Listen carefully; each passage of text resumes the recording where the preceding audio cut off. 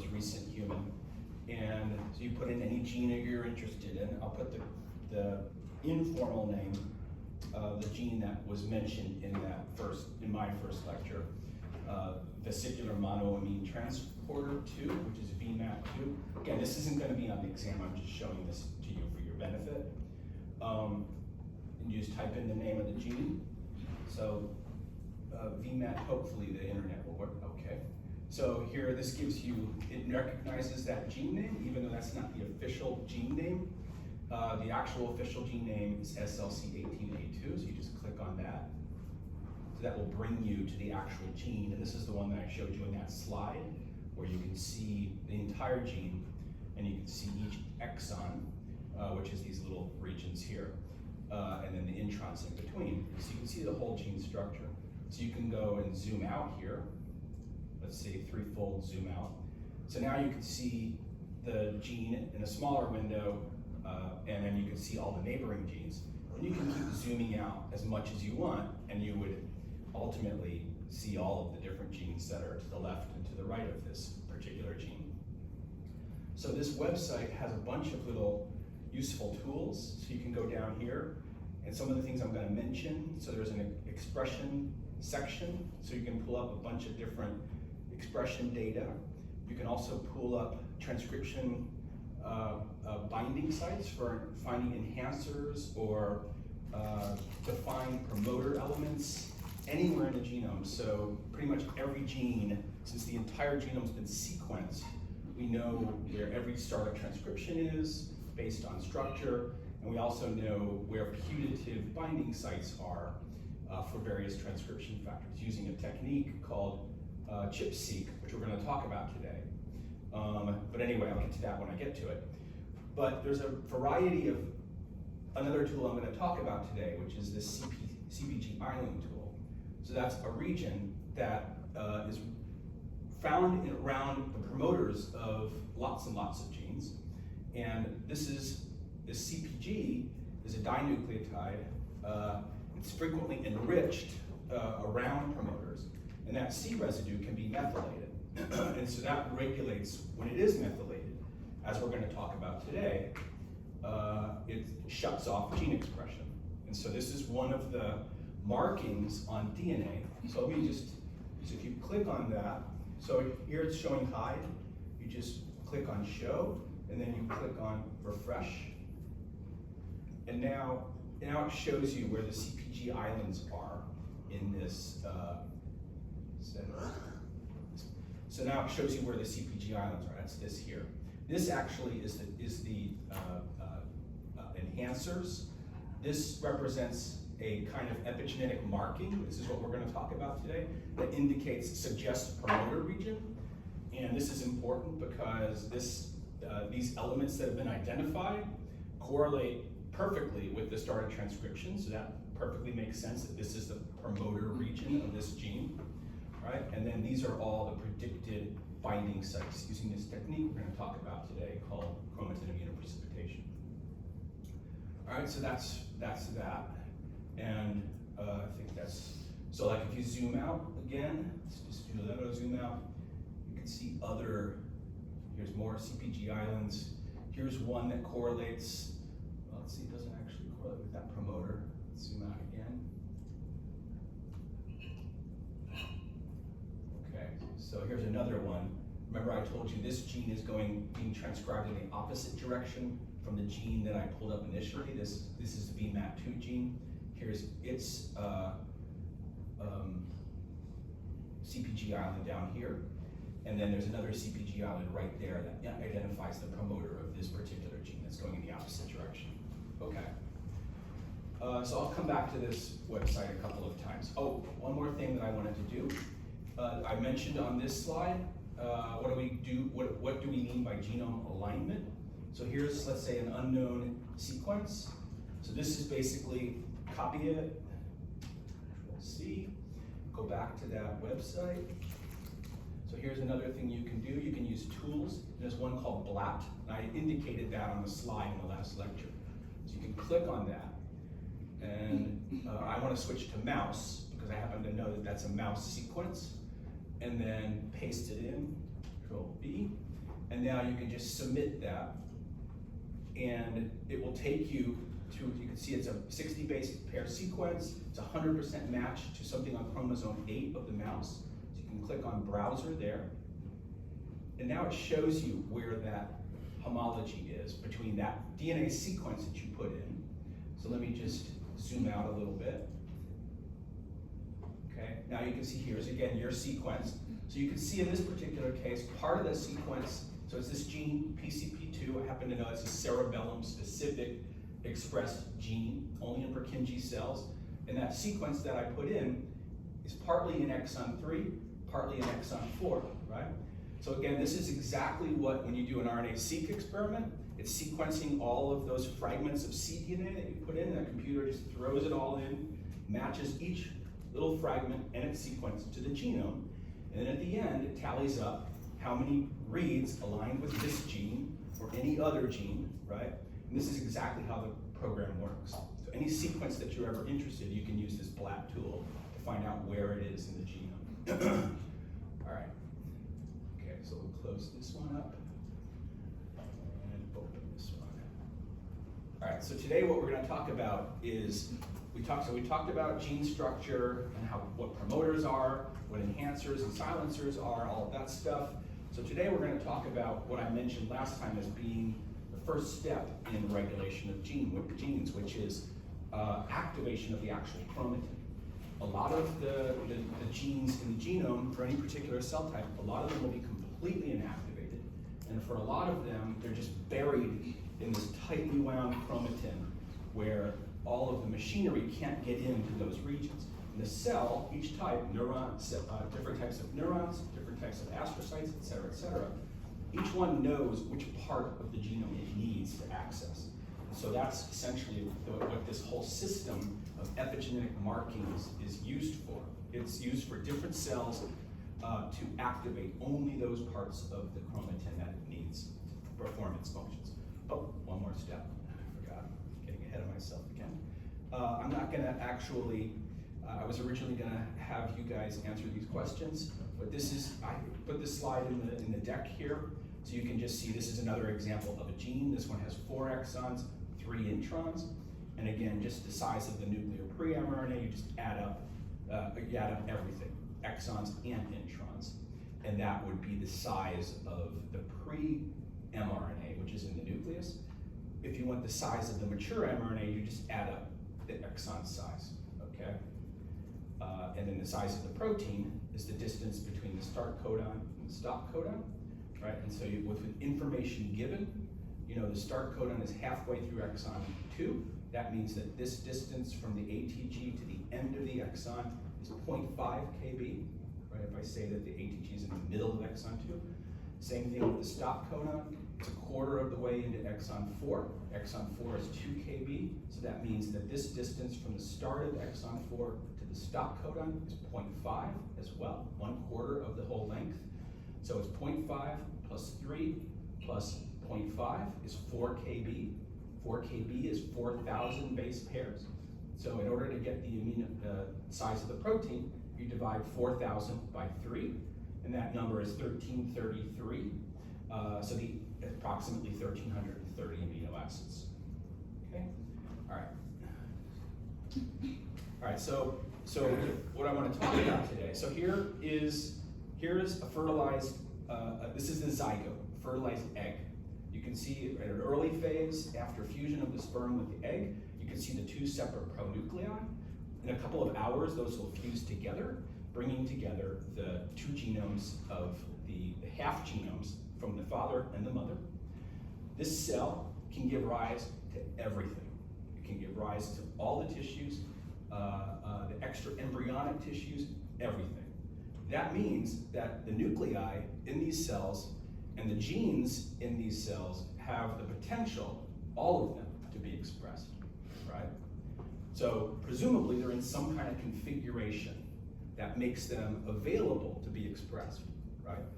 As these cells divide and divide and divide, gradually the cell loses that ability to activate all the genes sometime down the road, right? They no longer have the potential.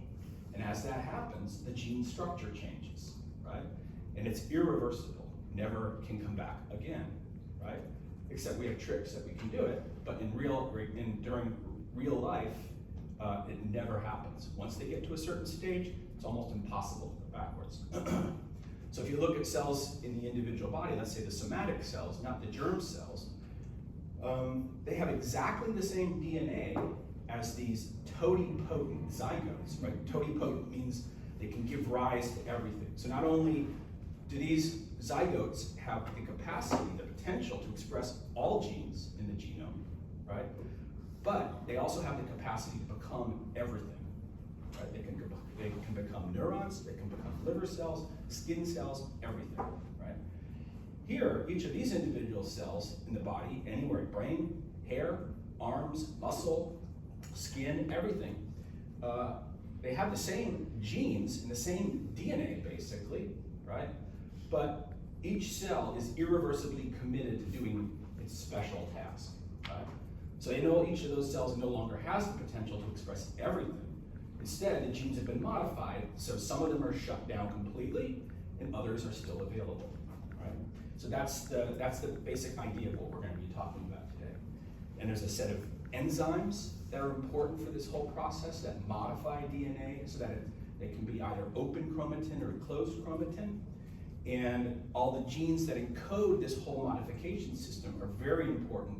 If there are mutations in these genes in humans, invariably they result in, if they're even embryonic, if they're survivable after development, they frequently and almost always show developmental phenotypes, right?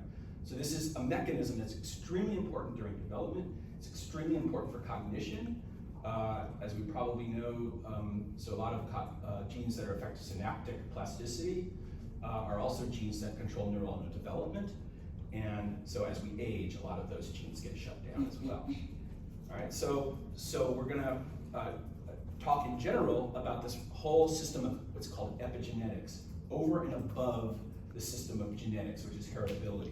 These are modifications on the DNA that don't change the DNA sequence, but they change the way the DNA sequence can be read or not read.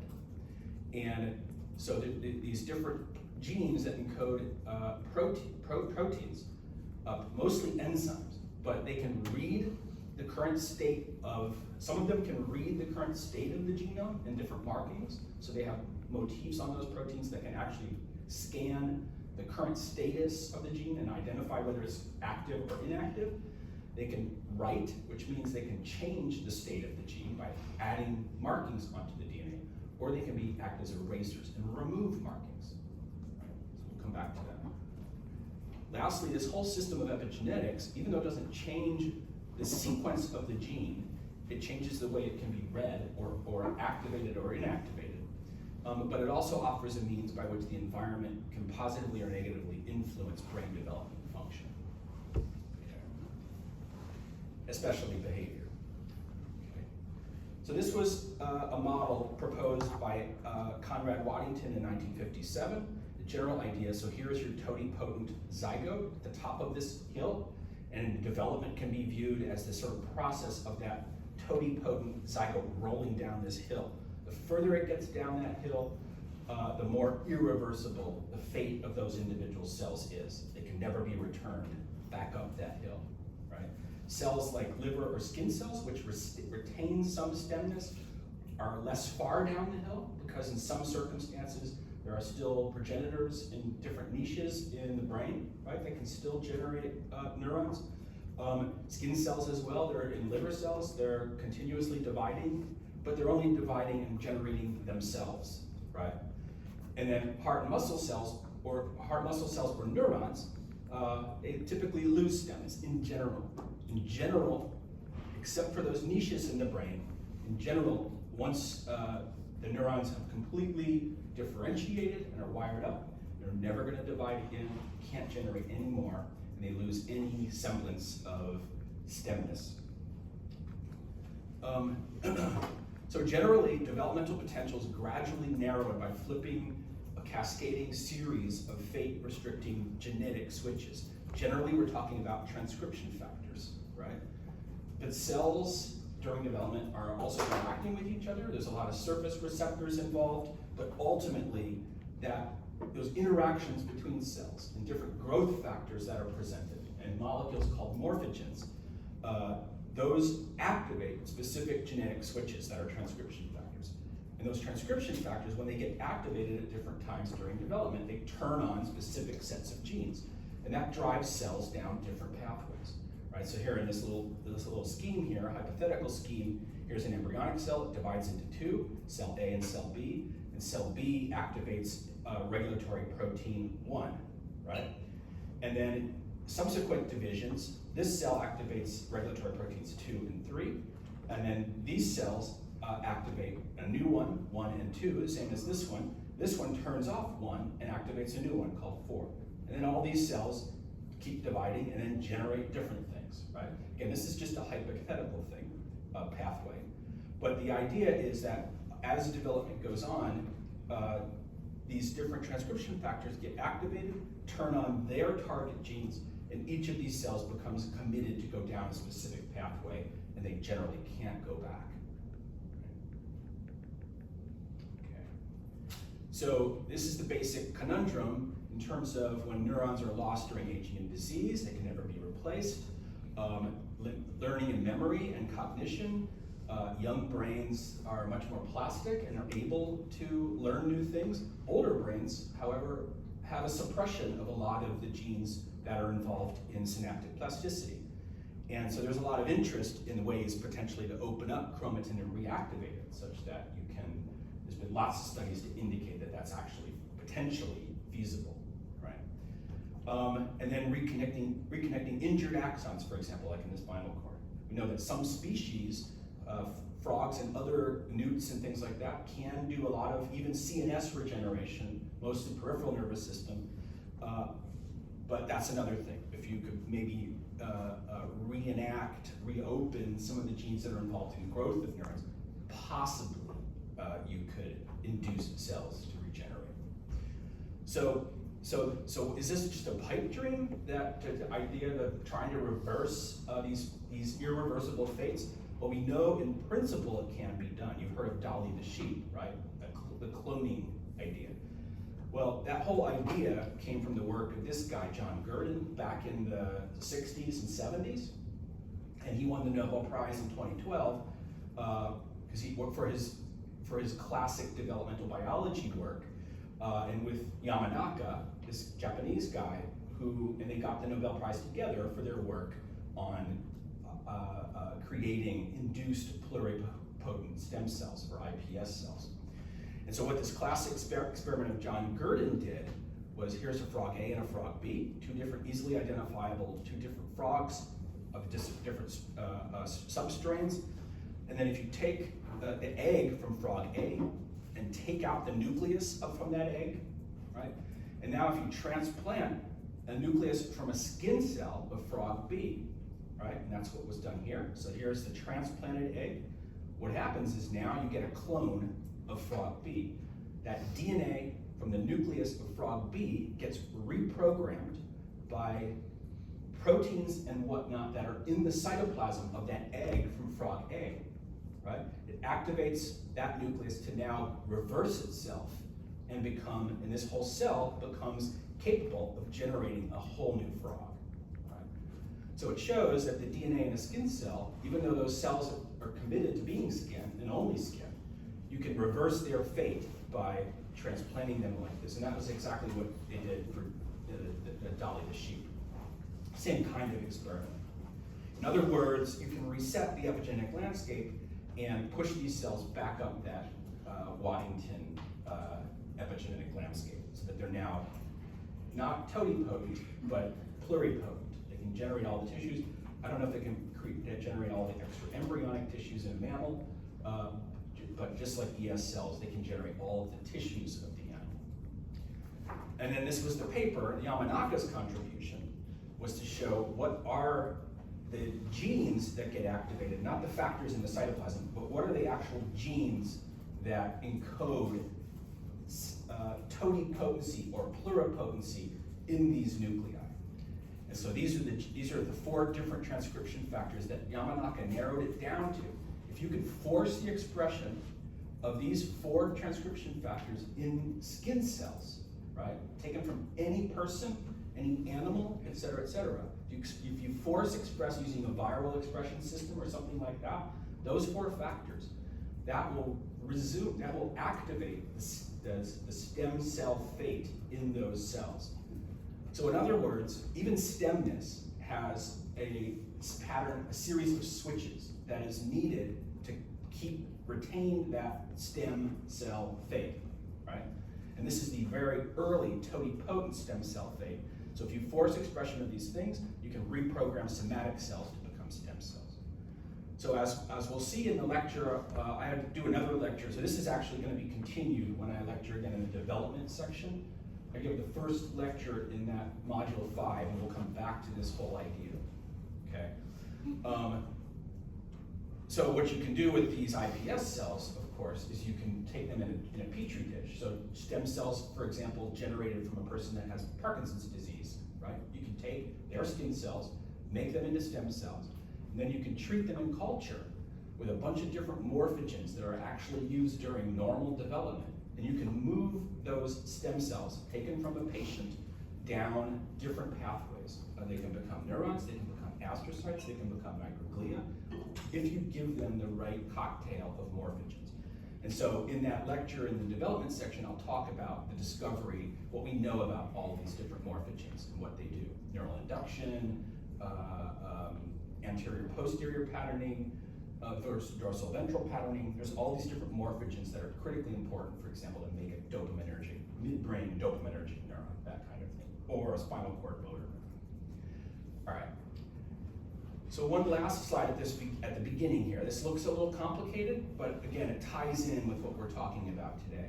So when we talk about development, we have stem cells, and those stem cells, if we're talking about neurons, then at some point there's neural progenitors. They're not neurons yet, but they're the progenitors to neurons. Those progenitors can give rise to neurons, astrocytes, and oligodendrocytes, right? And then you have an actual immature neuron. It's committed to being a neuron, but it's not yet a differentiated neuron. And then you have a mature neuron, right? And so this is showing here what the stem cell genes are doing. So those early pluripotent and totipotent or multipotent transcription factors, the ones we talked about, those Yamanaka factors. So they're expressed initially, but then get shut off. Once they're shut off, you can't retain this state, and these genes are basically decommissioned, and ultimately they can never be reactivated again. This panel is just talking about the stem cell transcription factors and what changes in their chromatin.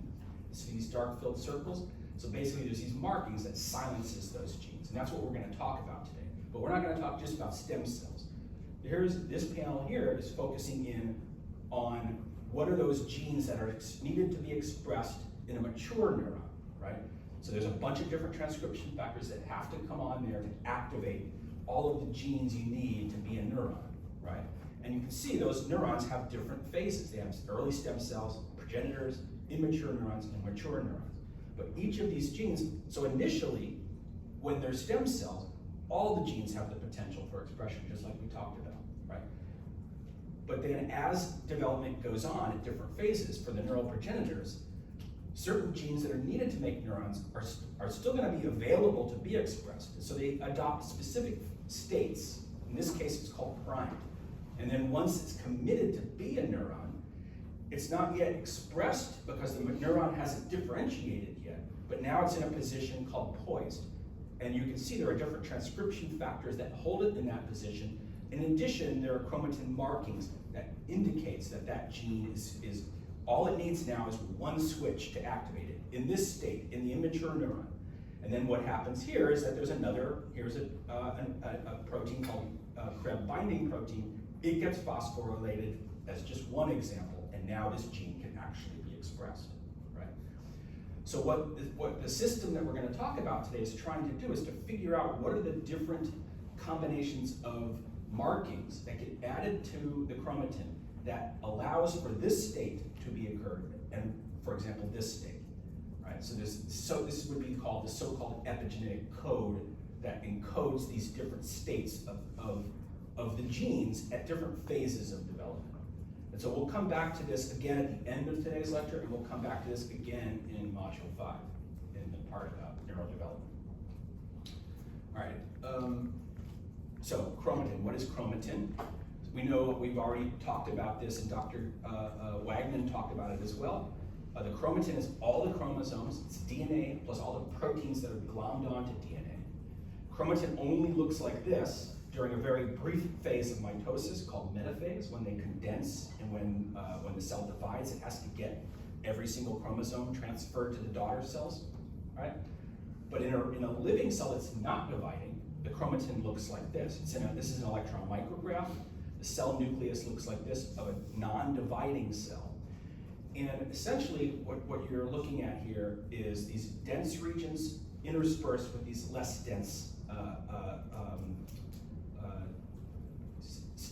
staining, but this is a molecular density based on electron microscopy. These dense regions are what is called heterochromatin, which is all the inactive chromatin for that. This is all the genes that have been put aside by this particular nucleus, not to be expressed. Whereas this very molecular, less dense region is the euchromatin, which is thought to be where all the active chromatin is that's actually can be transcribed. And so this is what chromatin looks like. There's an octamer. This green ball is the histone proteins. I'll have another figure later on. As you know, DNA is very negatively charged because of the phosphate groups on DNA. And so it wraps tightly around these histone proteins. This would be a fairly highly condensed region of the chromatin that would be consistent with the heterochromatin. DNA is not usable when it is tightly coiled around histones in an inactive heterochromatin state, and that's what this would be. Okay. As I already said, you can just read through all of these different cell types at different stages of development, hold different swaths of the DNA in the inactive configuration. So in other words, all cell types have the same DNA, but they use different parts of it. And then what changes this is these so-called epigenetic marks. And the marks don't change the DNA sequence, but they're still they don't change the DNA sequence, but they alter how it's used. Okay. And then, for example, in neural precursor cells, immature neurons, right? Those cells, as they divide, right? Those are precursor cells that are still going to be dividing, right? Until their final mitosis, and then they differentiate into neurons. But as those precursor cells divide, they have to remember that they're going to be neurons. And so as the cells divide and go through mitosis, they have to be able to retain those markings that indicate which genes they have to be expressed in order to be a neuron. So that's one of the amazing things about this whole marking system, is that it's stable enough that it's propagated to daughter cells as precursors to neurons multiply. Okay. So if the genetic switches are transcription factors, right, that turn on other genes, and those are what are needed to go down different pathways, right? How do they exert their effects on the chromatin in a controlled way, considering that the target genes are scattered far and wide across the genome, right? It used to be thought that the nucleus and all the chromatin inside was just kind of a randomly moving around, and then the RNA polymerase, which is what transcribes genes, just has to find randomly all the DNA that it needs to be activating. But we now know that there's a whole very intricate nuclear scaffolding system, and there are also motors in the nucleus that can move chromatin bits around. And the scaffolding system can bind a bunch of different genes together in these little regions of the nucleus called transcription factors. So it's not really random at all. There is a system that holds genes in specific groupings so that they can be co-regulated or coordinately modulated. In addition, when transcription factors bind to the DNA, right, this is one example here, they can recruit modifying enzymes, which are these epigenetic readers, writers, and erasers, right? Transcription factors don't usually have this power by themselves, but they usually have domains on their surface that can attract these modulatory proteins. And this is just one example that we'll come back to in a minute.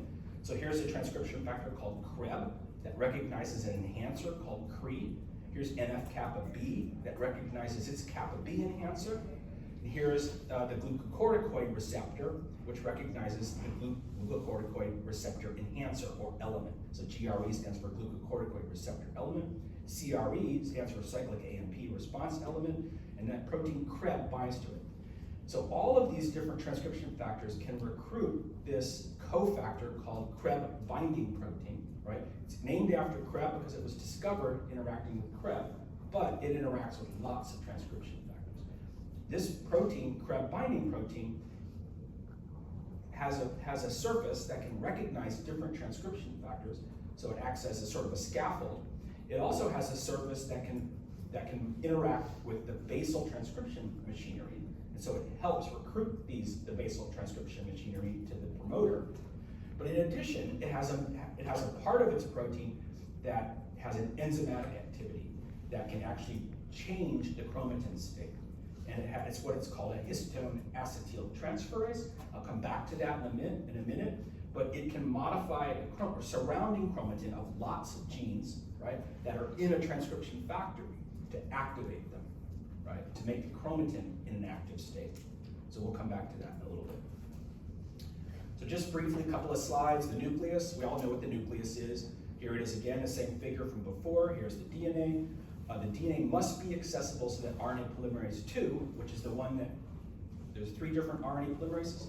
Polymerase II is the one that regulates the protein coding genes, right? The chromatin must be in an active state. And then genes are transcribed in the nucleus, and then the mature mRNA gets pushed out through the pores in the nucleus. So the nucleus controls the flow of information. So there's a lot of situations like 2 cells interact with each other, so there's cell-cell contact. There's also all kinds of growth factors that are extracellular, and they bind the receptors, and they induce a signaling cascade inside the cell. And then frequently what happens is that signaling cascade will activate specific genes in the nucleus. And so these stimuli change the fate of that particular cell. This happens during development.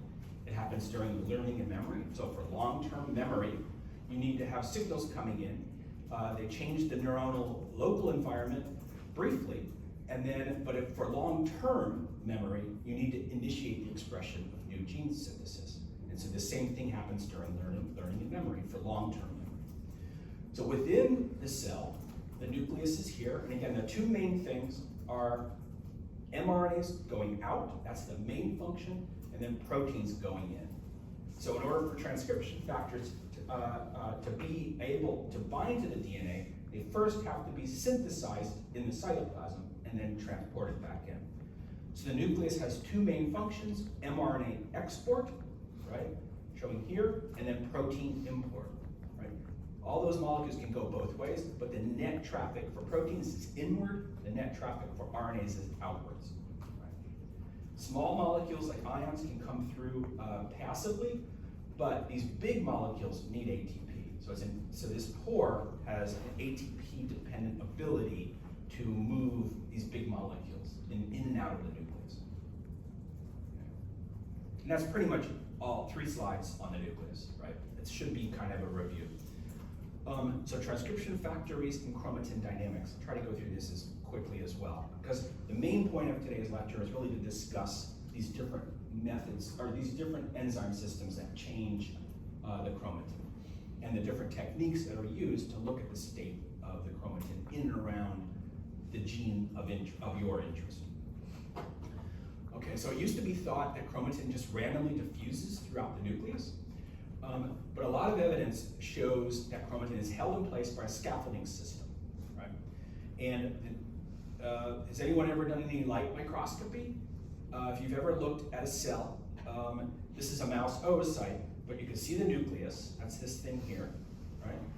But then frequently, under a light microscope, you can easily see this subregion of the nucleus called the nucleus, right? And there's a membrane, a nuclear envelope around the nucleus, but there's no envelope around the nucleus, this subregion.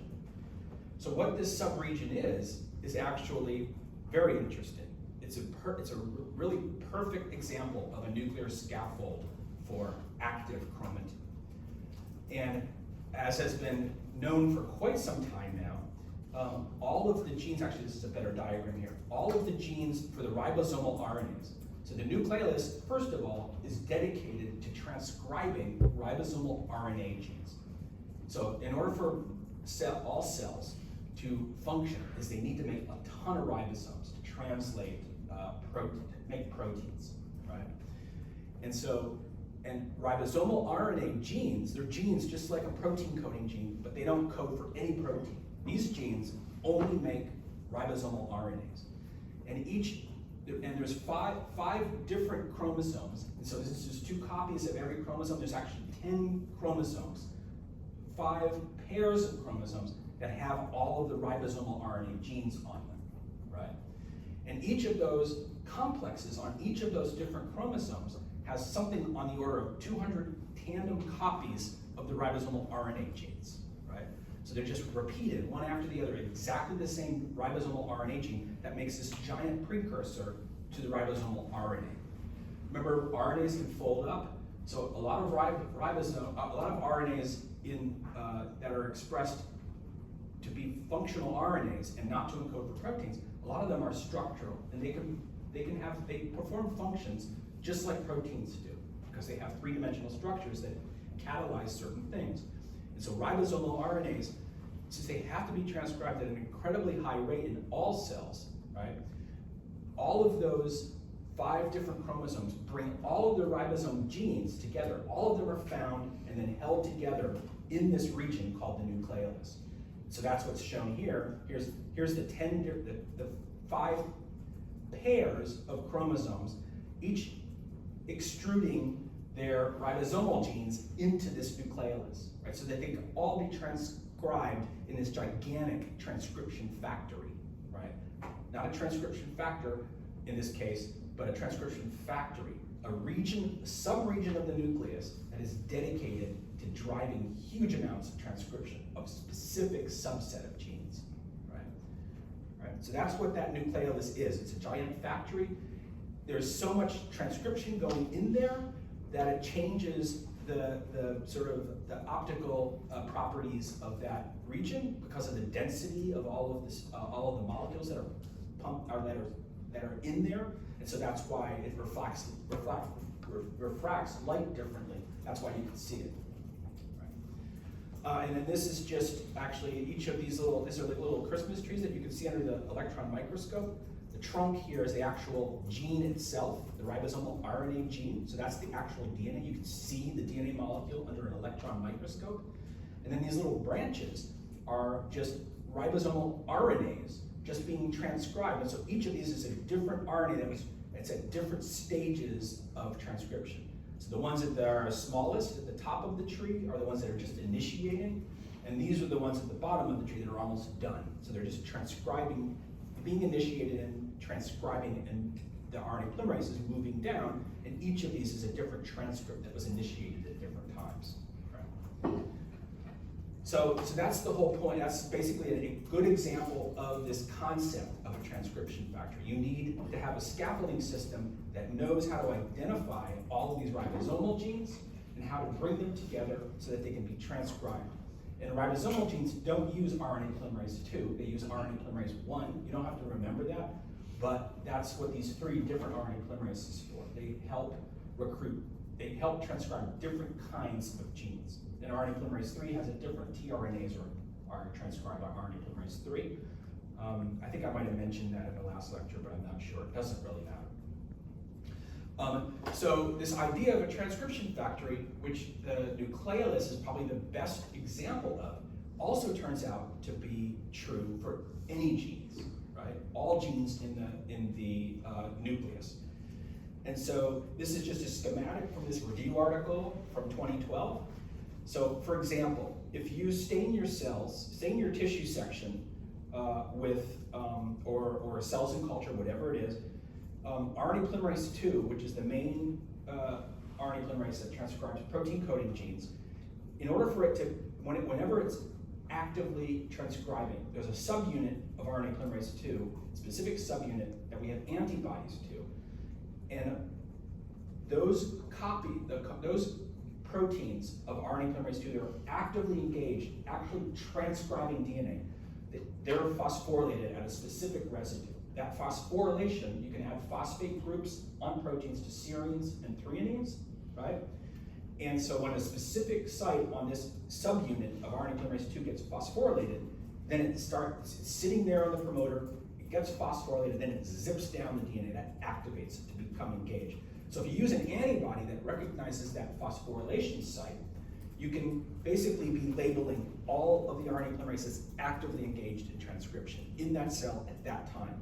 And you find that it doesn't stain the nucleus. You'll find staining throughout, but it's really concentrated in these little puncta, right? These small regions that are now called factories. In addition, in a parallel, you can also label these same cells here before fixing them, before staining with these antibodies to the phospho-RNA Pol II. You can also label these cells with brominated uridine triphosphate, right, which is an RNA, is the nucleotide that's incorporated into RNA. And you have antibodies that can recognize this variant form of UTP that has this bromine on it, right? And so if you label cells with this, you just basically put it in the medium, the cells take up this BR-UTP, they then incorporate it into the newly synthesized RNAs, right? And then you can detect it with an antibody. And if you look under a fluorescence microscope, if you label the antibody to phospho-RNA, if you label that with a green fluorescent marker, and then if this UTP is detected with a red fluorescent molecule, you can now overlay these channels, and you can see they overlay. So where the red and the green combine, you have this yellow.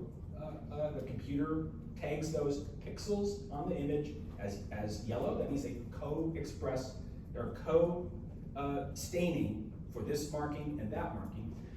Make a long story short, either of these two methods, by tracing active RNA polymerase II engaged in transcription, or if you label for newly synthesized RNA at any moment in time, it shows that transcription is not uniform throughout the nucleus. It occurs in these puncta.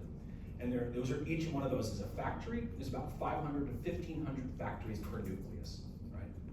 So each of these is presumably dedicated to transcribing certain subsets of genes, right? That's the general idea. And then here is sort of, again, in that same review article, just a general idea.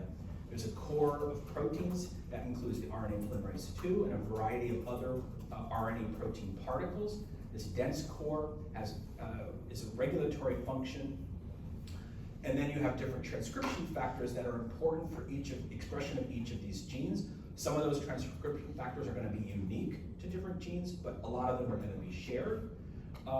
And so these loops, remember we talked about DNA? It's double-stranded, and it's like a rope. It can fold back on itself. And so these loops from all these different chromosomes are brought together at these factories so that multiple genes can be transcribed together. That's the general idea. Just this one last experiment, just to give you an idea of the dynamic aspect of this. This whole system, bringing different genes on different chromosomes together into these factories, is something that can be regulated very quickly, right? So it's not something that's a slow process. It can be very rapid within, let's say 30 minutes to an hour. And so in this particular experiment, these are human mammary epithelial cells, right? So here is the nucleus in these cells, stained with a stain called DAPI, and you can see the nucleus faintly stained with purple. That's all the DNA inside the nucleus being stained with this fluorescent dye. And so now, in this case, these cells, the human mammary epithelial cells, they're very responsive to estrogen. Estrogen itself, which is a hormone, right? It's a lipophilic, it's in the cholesterol biosynthesis pathway. And it binds to a receptor, which is a transcription factor. And it's the same family of transcription factors that the stress hormone binds to, glucocorticoids. It's the same receptor family that thyroid hormone binds to, et cetera, et cetera. This is a huge family of receptors that are actually all transcription factors, and it's called the nuclear receptor superfamily. So estrogen is a small molecule. You put it in the medium of these cells, and then that molecule, it's lipophilic, so it can go right through the membrane on its own. And then the estrogen receptor is in the cytoplasm. It's a protein. The estrogen gets in, binds to that, and then when it does that, the protein then moves into the nucleus, binds to its target genes, and then activates expression of those target genes. And that's exactly what glucocorticoid receptor does too, the stress hormone receptor. When it binds stress hormone that's circulating in the bloodstream, it moves into the nucleus and activates stress response genes, right? And so what this experiment is doing, it's using a technique, a special kind of in situ hybridization. That's a method that I didn't talk about last time, but you have a slide that goes over that method. But it's a way of looking at, in a certain form of in situ hybridization, you can focus in on RNAs in the cytoplasm of cells. But in this version, they tailor it so that they can detect each of the 2 copies of each gene, right? So in this case, they made a probe for these 2 target genes of the estrogen receptor. One of the target genes is TFF1, and the other target gene is GREB1. From a lot of previous data, they know that these 2 genes are activated by the estrogen receptor protein once it binds estrogen, right? So estrogen activates that transcription factor, and it activates these 2 genes. It also activates a bunch of other genes, but they're only looking in the nucleus of these cells at these 2 genes. So you can see the power of this technique. It detects the 2 copies of each of these 2 genes, right?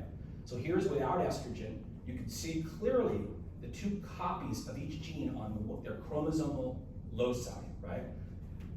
So the green one is the green one is the TFF gene, and the red one is the GREB1 gene. Again, it's showing you a single DNA stretch of DNA, identifying the 2 different chromosomes for each of these genes, right? After applying estrogen, within 1 hour, they now see this pattern, right?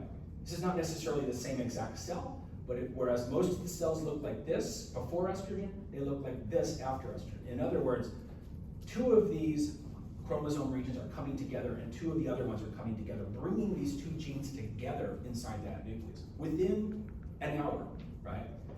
So that's a very rapid process. And again, why it doesn't come to just 1 region, it's basically coming to 2. It gives you some idea of how transcription factors might work, right? And if you had probes that you could label more of the target genes, you would expect that maybe more target genes for estrogen receptor are being brought in here. They're only looking at these 2 at one time in this particular experiment. Okay. So I'm going to finish this. So this is the only point of this is to illustrate that not only is there a scaffolding system, but the scaffolding system can change quickly, and it can bring distant parts of the chromatin together very quickly. And that's a level of regulation that really hasn't been appreciated except for the past maybe 10, 15 years or so. Lastly, if you remember from your basic neurobiology, remember there are motors in the neuron. For example, kinesin and dynein are 2 motors that help transport cargoes up and down the axon, right, and into dendrites. You may have studied that in cell biology of neurons earlier in your neuroscience career. Well, even in axons and in dendrites, there are long distance motors like kinesin and dynein that move cargoes up and down the axon. But then within the axon locally, there's a different motor for taking the cargoes to the cell surface, for example, for local trafficking. That motor is myosin. Well, there's a certain kind of myosin in the nucleus, myosin 6, and that is part of and it's ATP-dependent motor, right? And that's this little green thing here. I'm not worried about the mechanism here, so don't worry about that. It's just to lay out that we know most likely what the motor is, and we know that myosin, even in axons and dendrites, myosin motor uses actin microfilaments, actin-based microfilaments as a track for moving things around. And so there's an intricate microfilament network within the nucleus that these myosin motors follow to move things around, right? In the axon and in the dendrite, long distance trafficking, if you remember, is based on microtubules, right? Those form the tracks for long distance trafficking, but in the axon, it's actin fibers that are used for local trafficking using myosin motors. Okay. Anyway, that's what we know basically about trafficking in the nucleus. Okay, how are we doing? Okay. So now we're going to move to chromatin activation and gene expression. All right. So again, just to make this point, DNA is not naked. It's wraps around these core histones. Again, the histones, these little purple proteins in this diagram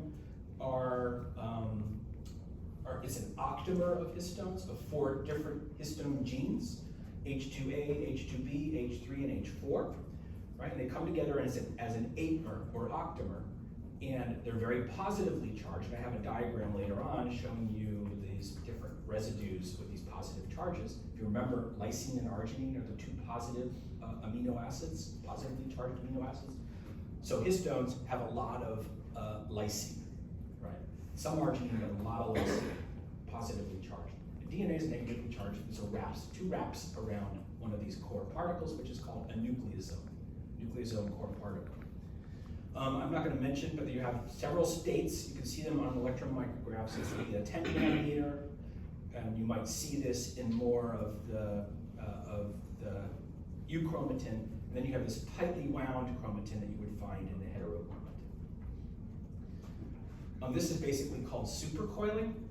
So if you've ever gone to the beach when you were a kid and you get those little balsa wood airplanes with a rubber band, and you turn the propeller and the rubber band starts to wrap itself up, and so it provides energy, and once you keep wrapping that propeller, it stores that energy in the rubber band, and then when you let the propeller go, it then spins the propeller and you can fly it.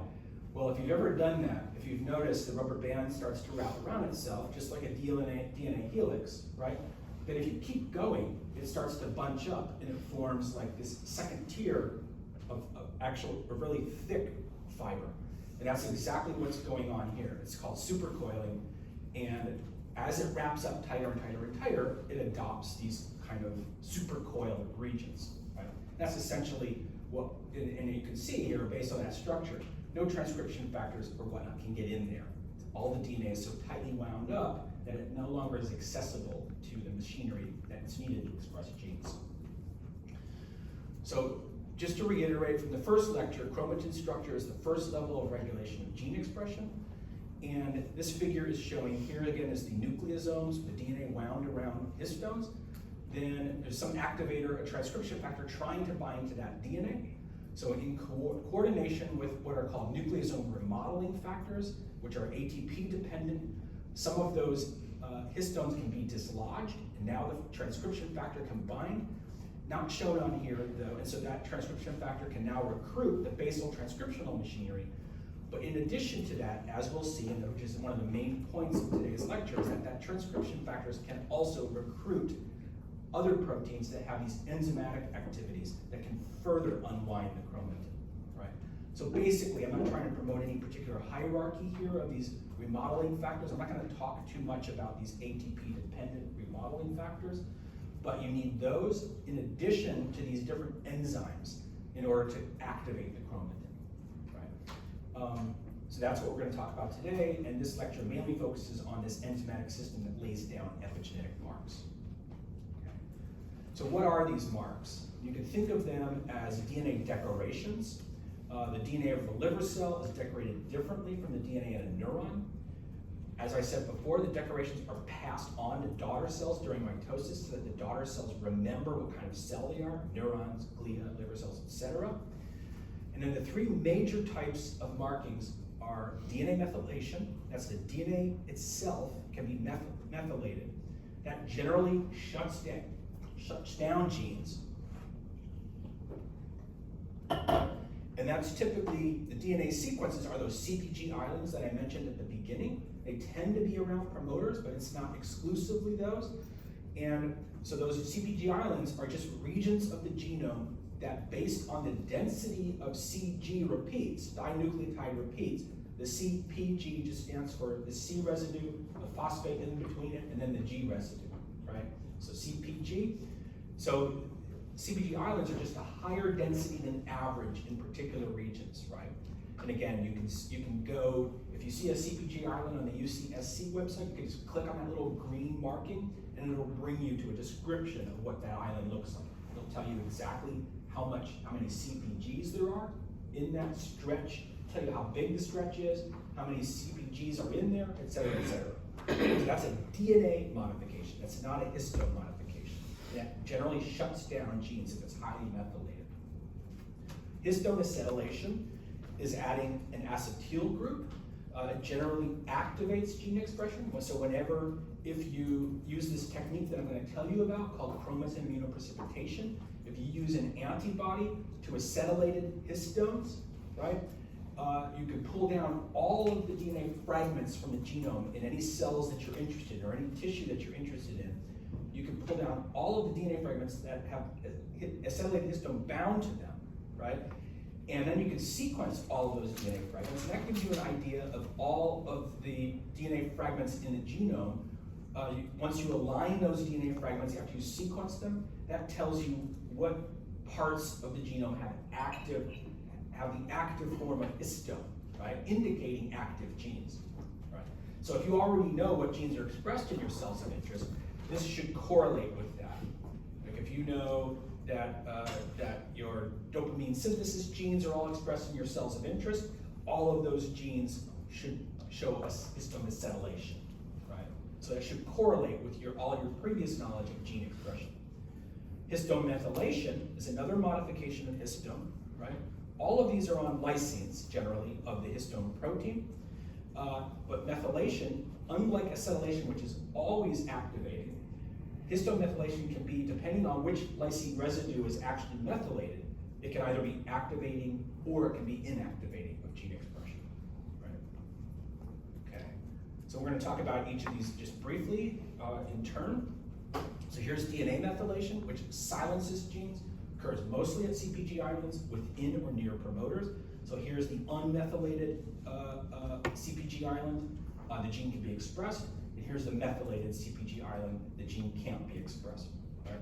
And here's just a picture of that thing that I just showed you. Here's that SLC18A2 gene, popularly called VMAP2, vesicular monoamine transporter gene. And here's that CPG island. And here's other CPG islands, right? So DNA methylation, it's an enzyme called DNA methyltransferase. I think there's about 6 or 7 genes in humans that encodes DNMTs. There's a bunch of different kinds. They add methyl groups to selected cytosine residues within these CPG islands. And so that's essentially what that is. It's basically a decoration. So it doesn't change the C residue. It's still recognized as a C, right? So it's like adding a grape onto a tennis ball, essentially. It changes more or less the structure of the C, but it doesn't change the fact that it's still a C. It doesn't change the sequence, it just adds a decoration, right? Which can be recognized, as we'll see, as a specific protein that then goes around, and it's actually the protein that when it's mutated, that causes Rett syndrome. And we'll come back to that in a second. So that binds to methylated C residues, and then it recruits an enzyme that shuts down the chromatin.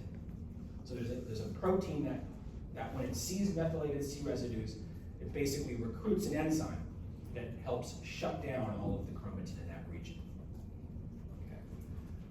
So here's all of the different enzymes. So I mentioned histone acetylation, I mentioned histone methylation. So there are enzymes that do each of those things. So for histone acetylation, the enzyme is called histone acetyltransferase, or HAT. There's a variety, lots of different proteins that have this kind of activity. One of those is that protein I mentioned, CBP, Krebs binding protein, right? And when it acetylates histones then, once they're acetylated, that activates that gene. So HATs are writers of epigenetic code because they add acetyl groups. As we'll see, I have a diagram in a second.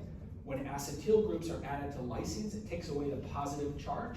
So you can think of that as the DNA will be bound less tightly once you acetylate the DNA. Again, I have to think of that in a second. Then there's another enzyme that removes acetyl groups from histones, and that's called HDAC, or histone deacetylase, right? That chops off the acetyl group and then brings back the positive charge of the histone, right? And that turns genes off. The more positively charged the histones are, the more tightly they wind around the histone, around the DNA. And so these enzymes are erasers. They can remove the acetyl group, right? And that gene that I'm going to talk about that causes Rett syndrome, and the one that recognizes methylated DNA, it acts by recruiting histone deacetylases that removes the acetyl groups, shutting down chromatin. Right? And then lastly, there's an enzyme, histone methyltransferase, that methylates histones, and the gene can be off or on depending on which lysine residue is actually methylated. Right?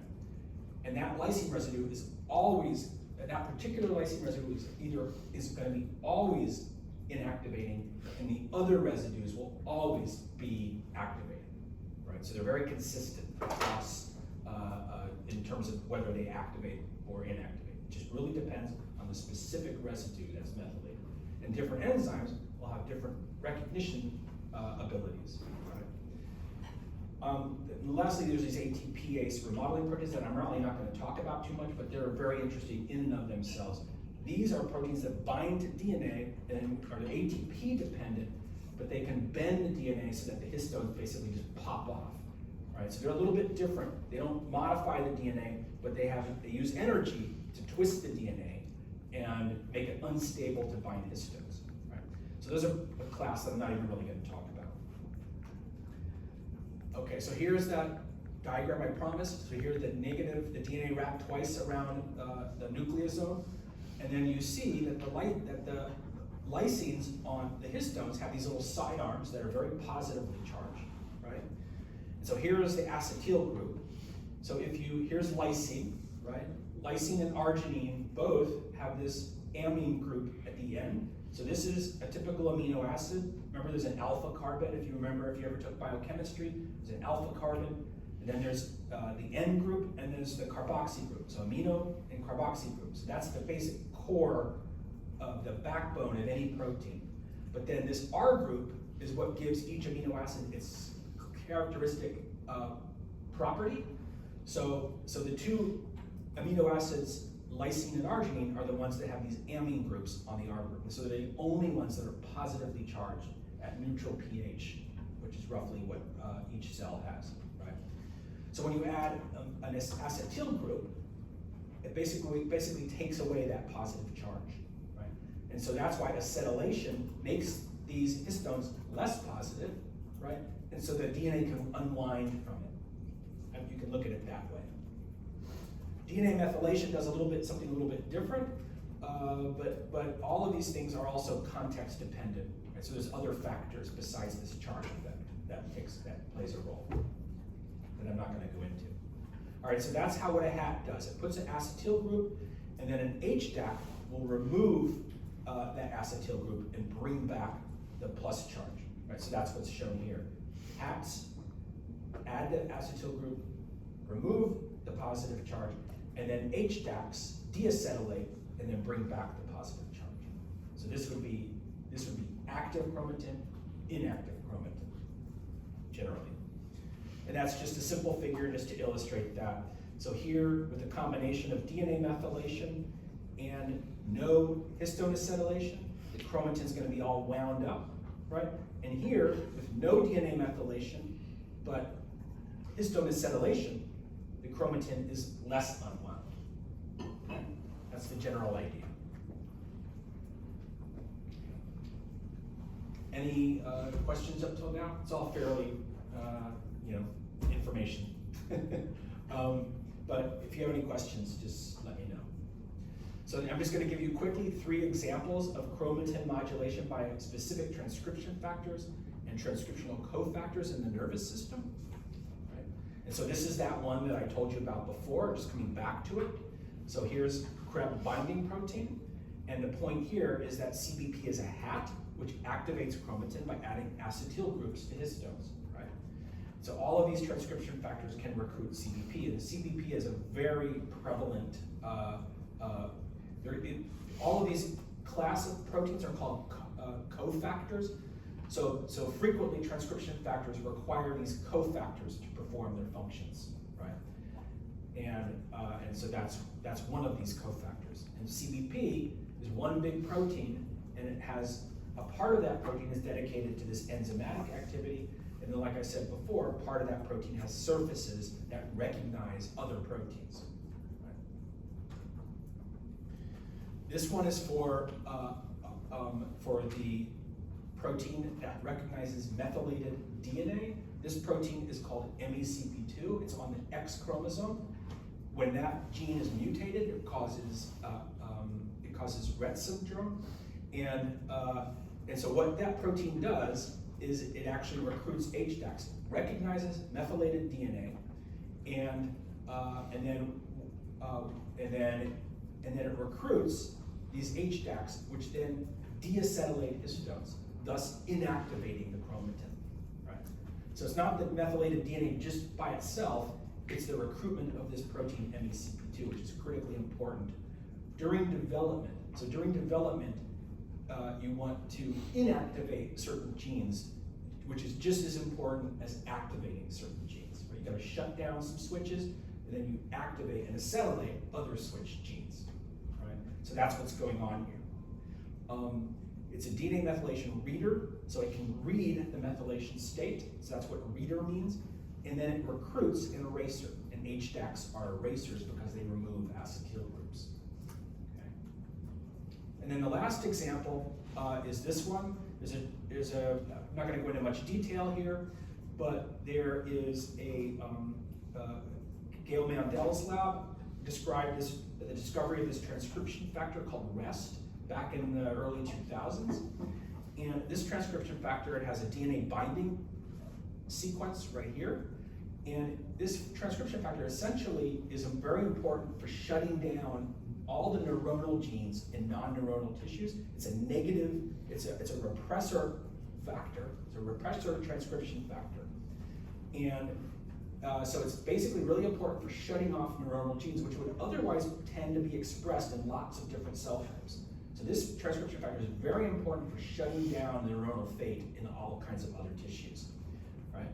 In addition, it's very important for the early development of neurons. And in fact, it controls the transition from the pre-neuron to the differentiated neuron, right? The timing of that is very important.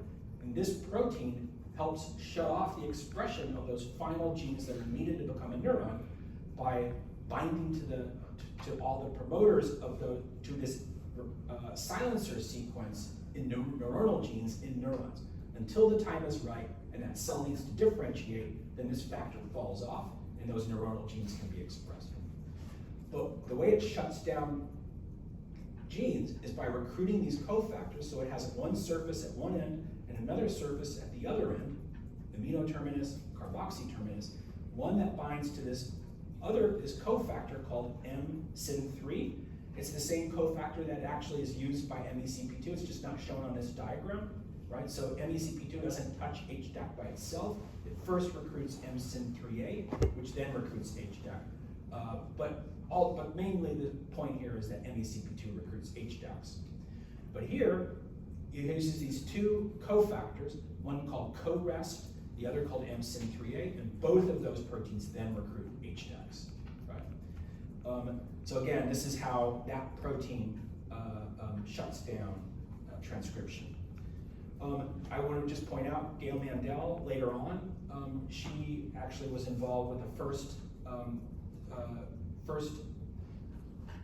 later on in 2012, I believe, she published the first paper showing a viral therapy for Rett syndrome and in mice, and then that, after many decades of research, that therapy is now in clinical trials for Rett syndrome. We'll come to that. So this was her first major splash in this neuron paper, but then later on she was involved in developing this viral gene therapy for Rett syndrome. We'll come back to that in a second. Come back back to it right here. So here, again, just to finish off this section, this is a partial list of disorders involving mutations in epigenetic readers, writers, and erasers. So Rett syndrome is at the top of the list there. All of these developmental disorders, they all are, any mutations in all of these genes cause developmental disorders, and they all have the common features of cognitive, craniofacial, and skeletal defects. It's very common for this class of genes. Here's the one for Rett syndrome. It's a mutation in MECP2, which is that reader. And here is an article, or excuse me, if you click on this, well, you can go to see what the current state of this clinical trial is of this in the company called Taisha. And this whole thing went through all kinds of problems in getting this therapy to clinical trials. Actually, it was started in Children's Hospital here in Columbus. Brian Kaspar was the person that began this whole research. He was on that paper with Gail Mandel back in 2012. And ultimately, the company ran into problems. He became a millionaire as a result. He's no longer a faculty at Children's. But the company got trashed a little bit, his company, because it turned out that so the therapy takes a virus and expresses normal MECP2. And there was a classic study in 2006 by this guy named Adrian Bird, and he showed that in transgenic mice, a transgenic mouse model of Rett syndrome, that if you activate normal MECP2 at late stages of Rett syndrome, because the particular model he was using, they all die around 15 weeks, right? The animals have this progressive issues and they die in that particular model. But you can prevent that by expressing MECP2 late in almost the near fatal. So essentially that was the seminal article that showed this. And so that RNA therapy was developed by Brian Kaspar here. The problem was that if you overexpress MECP2, it can be just as bad. There's an MECP2 overexpression syndrome. So the new versions of the virus have these little microRNA control sequences on the RNA that can very accurately control the level so it doesn't rise above a certain amount. And so now it's back in clinical trials, and that's what this little article is about. But each of these diseases has this, the main point here is that each of them affects a different, so this one is KMT2D, mutation in KMT2D, which is a writer that adds methyl groups to lysine 4. Rubinstein-Taybi syndrome, which is a mutation in CBP, that HAT.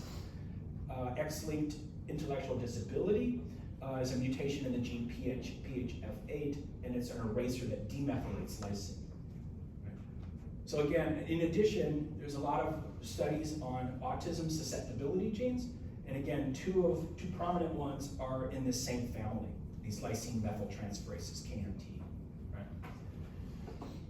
So I'm running out of time, what I want to finish with is a description of a couple of different techniques. These are high throughput methods to interrogate chromatin activation states in and around genes in tissues and cells. There's DNA-seq, ATAC-seq, and those techniques are used to identify regions of open chromatin. And then there's CHIP, chromatin immunoprecipitation, and ChIP-seq for identifying promoter-like and enhancer-like DNA sequences. And that's that data that I showed you on the UCSC website. We have those little yellow markings. Those are different enhancers that have been identified, and those are identified by CHIP. Okay. So first is DNase-1 hypersensitive regions and DNA-seq. So here is the basic idea. There's an enzyme called deoxyribonuclease, which is a very active enzyme. It degrades DNA. So it cleaves and degrades DNA. And essentially you take a small amount of deoxyribonuclease. You take your cells or your tissue of interest, you prepare it in such a way that the chromatin essentially stays frozen the way it is in vivo, right? So you're gonna have regions that are tightly coiled around the DNA, right? And you're gonna have regions that are more open, right? And that's in the in situ, the state in the living cell. And you sort of freeze that cell that way, and then you treat those cells, those nuclei, with deoxyribonuclease. The deoxyribonuclease is a pretty big protein. It can't get into regions like this, but it can get into regions that are open, right?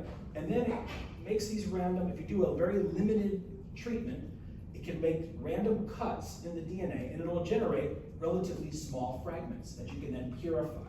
These large regions, you can just, and you use a technique called gel electrophoresis, and these large regions just stay at the top of the gel because they're so big, right? Whereas these small DNA fragments can then run into the gel, and you can purify them, and then you can sequence all of the fragments, right? So then once you do that, that gives you an idea of all the DNA fragments that are in relatively open chromatin regions. And you can just sequence all of them. And you'll line them up in the genome, and that'll give you little peaks of all of the DNA that's open, right, in that particular cell or tissue at that particular time. Right? There's another technique, so that's called DNA-seq. And there's another method called ATAC-seq, which is exactly the same thing. It has exactly the same purpose. It helps you identify all of the open chromatin regions. It's just a little bit different, and it makes use of this system of these natural elements that occur in the genome that can move around, and they're called transposons. And so it uses that technology to tag the open regions of chromatin. I'm not really prepared to talk about transposons, it's too much information, but a lot of the labs, like Andy Fisher's lab is using ATAC-seq, and many other labs are using this approach as well to identify the open chromatin regions. And you can pair this up with single-cell RNA-seq to both look at gene expression as well as the chromatin activation state in the same cells. I basically just know what this is. You don't need to know anything about transposons, and just know that it's the same thing as DNA-seq. Okay, it's for the purposes of identifying active open chromatin. This technique, CHIP. So again, so if you look through here, there are histone modifications that are activating. And in red, I've indicated the main ones, right, that are of interest and that are used by a lot of labs to indicate active chromatin versus inactive chromatin, right? Remember, there are 4 different histones, and H3 and H4 are the main ones that people look at in terms of identifying the state of a particular gene at a particular time. And these 2 markings, K27 acetylation on histone H3, so this is histone H3, lysine number 27, right? And if that's acetylated, that indicates an active region of the promoter. So what you can do is you can use antibodies to the acetylated lysine 27 on histone H3, and so you can pull down all of the DNA fragments from the genome that have histone H3 acetylated at lysine 27. That would indicate a fragment of DNA that's likely to be an enhancer or something like that, right? Similarly, on the same histone protein, H3, there's a lysine number 4 that, if methylated, trimethylated, it's also an activating mark, right? Whereas histone H3, K27, if it's methylated, trimethylated, that's always an indicator of heterochromatin, inactive chromatin, right? So it's the same residue on the same histone, but if it's methylated, it's negative, inactive. Whereas this one, if it's acetylated, it's always active. All right? And these are the 2 markings that they use in that ENCODE database because it's such reliable markings for enhancers and promoters. Okay? And this kind of work is all geared towards identifying the epigenetic code that I mentioned earlier for different states of genes. This is a diagram. I probably should have shown this earlier. Here's the different histones. This is just these little side arms. So the first amino acid is methionine, right, always. And then, so here's lysine number 4. This is lysine, which is amino acid residue number 9. Arginine, which is residue number 14. So the first residue would be 1, and then it's just going through here. So the very amino terminus here. But then each of these residues can either be methylated or acetylated. And those are just what we're talking about here. And then we have antibodies to each of these different kinds of modified lysine residues. They will specifically recognize methylated K4 on histone H3, et cetera, et cetera, et cetera. Right? So K stands for lysine on this diagram. R stands for arginine. So the CHIP procedure is essentially you take your cells of interest or your tissue of interest, you mince it up a little bit, right? If it's tissue, you just mince it with a razor blade or something like that, and then you treat it with a low concentration of formaldehyde, right? Like 1%, like you would use 4% formaldehyde to fix your tissue for sectioning, that kind of thing. Well, in this protocol, you just take like a half to 1% formaldehyde, gently fix the tissue.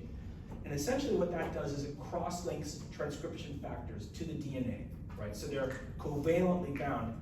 If you know anything about biochemistry, proteins, when they bind to DNA, typically don't form covalent bonds. They have these amino acids that form a binding site that recognizes the DNA, but they don't make a bond, right? They bind in there, right? And so if you cross-link it, you can permanently attach that protein to the DNA, right? And that protein is whatever protein it is. It could be a transcription factor, it could be an acetylated histone, a methylated histone, whatever it is, right? So you cross-link that, and then you take the chromatin, you break the nuclei open, and then you put it in a blender or a sonicator, and then you put force, it's called shearing force, and then you break the DNA into smaller fragments of about 500 base pairs or so. So now you're going to have all these chromatin fragments, and you're still going to have fragments. Some of the fragments are going to have your transcription factor or your acetylated histone attached to them, right? Now, if you have an antibody to that particular protein that you're interested in, right, that could be any of these antibodies to any of these residues, right? You buy them from companies, right? And then that antibody will bind, and then you take these beads that can recognize that antibody, right? And then you can just spin down that whole complex, and you're going to pull down all the fragments now that have that protein bound to it. And you can strip away the protein, and then you can just sequence all these DNA fragments. Right? That's called ChIP-seq. Chromatin immunoprecipitation is this process, and then the seq part is just sequencing all the fragments that get pulled down. Your lab, if it's not interested in getting all of the sequence information, if you're interested in one gene in particular, you could just take this DNA and use real-time PCR to quantify how much got pulled down. And you might, find under two different conditions. In your control condition, you get a certain amount pulled down, but then in your experimental condition, you get a ton more pulled down, right? That would, if it's an acetylated histone, that would show your gene is active in the active configuration. And hopefully that would correlate what you already know about the gene expression. So this is the kind of data that you would get if you do ChIP-seq and DNA-seq, right? And that's what's shown on that ENCODE data in the UCSC website. You're going to get these peaks. You're going to sequence all of the DNA, and then the computer is going to take the sequence of all those fragments, align them to the genome map, because we have the sequence of every gene, and it's going to find peaks for H3K4-methyl-3, H3K27 acetylation. It's going to find, hopefully those will correlate with the open chromatin regions, right? And these red ones, H3K4-methyl-3 is mostly at promoters, but it's also can be found in enhancers, but it's enriched at promoters. This one, H3K27, is typically enriched at enhancers, but you can also find it at promoters, right? So this is the one that's used to identify enhancers. This is the one that's used to identify promoters. You can correlate it with the known start of transcription, so you should see the red ones around known starts of transcription, and then you should also see that all of these are open. If you know the gene is expressed, you would expect to find this configuration of markings in your tissue of interest. Okay. So lots of labs do this kind of study on their own for their own pet regions. And what that database in ENCODE does, it takes all of the known information from all of the studies that have been published, and it puts that all into that one gene map that's available for you to peruse on the UCSC website. So you'd have to go in, and that shows you all the possible enhancers that have been identified, but it doesn't tell you if in your neurons of interest, which ones of those might actually be used. And that's just shown here again. If you pull up that encoded information, you go down to the bottom of that UCSC website, like I told you, the same place where I pulled up this CPG island. and then you can pull up this ENCODE database. You can either show it or not show it, and if you show it, it'll show you this kind of thing. So here's that gene again. Right. And then lastly, so this is the last thing I want to finish on. So this, coming back to this figure that I talked about Alzheimer's disease before, here's that same, this gene BIN1, and this is this SNP that's been most often correlated as potentially causative for Alzheimer's disease. It's the most significant one after ApoE4, right? And so so in this particular study, they basically, from 6 normal human patients who were undergoing surgery for a brain tumor, they took out a little chunk of cortex and used fluorescence activated cell sorting to purify neurons, microglia, astrocytes, and oligodendrocytes, right? And then they performed from this tissue, from brain tissue, from normal people, they performed ChIP-seq, H3K4 methyl, ChIP-seq, and this other one technique that I'm not going to talk about, but that's what's shown here. And so you can see it from microglia, neurons, oligodendrocytes, and astrocytes, where you have these specific, here's the open chromatin, ATAC-seq, here's the acetylated histone H3, histone K27, and then the K4 methyl 3. So each of these has peaks. So you can see the H3K27 acetylation here, that's a peak right where that SNP is, right? So that defines this enhancer, but it's only active in microglia, that particular enhancer. Anyway, I just wanted to come back to that. This information is not on exam 2, it's just for your interest, okay? And what this technique can be used for. And then lastly, coming back to this figure again, I just want to point out, so this idea of active and poised promoters, right? So the active would be for genes that are needed in mature neurons, right? So this is the signature for all those genes. So during stem cell phase, these genes have the potential to be expressed. And then at different stages, in the neuroprogenitor stage, they get primed. That means they can still be expressed because they have a certain configuration that represents priming. And then in the immature neurons, before the final mitosis, right, they have this signature. So this H3K4 methyl 1. All they need is a few more methyls, and then this will be an activating, right? It's got methyl 1. And here, it's H3K27 methylated. That's always inactivating. So if you just top off the methyl groups and add an acetyl group, now this can be expressed. So that's what people are looking for here is what is the signature as part of the switch. So here you need P300 again, but as part of that switch, you need to switch from this state to this state on any particular neuron gene that's needed in mature neurons, right? Now it'll be expressed. Here it's almost ready to be expressed. All it needs is a different transcription factor and some different markings, right? So that's the basic idea. This would be the epigenetic code for neuronal genes. And you're gonna have the same thing in liver cells, et cetera, et cetera.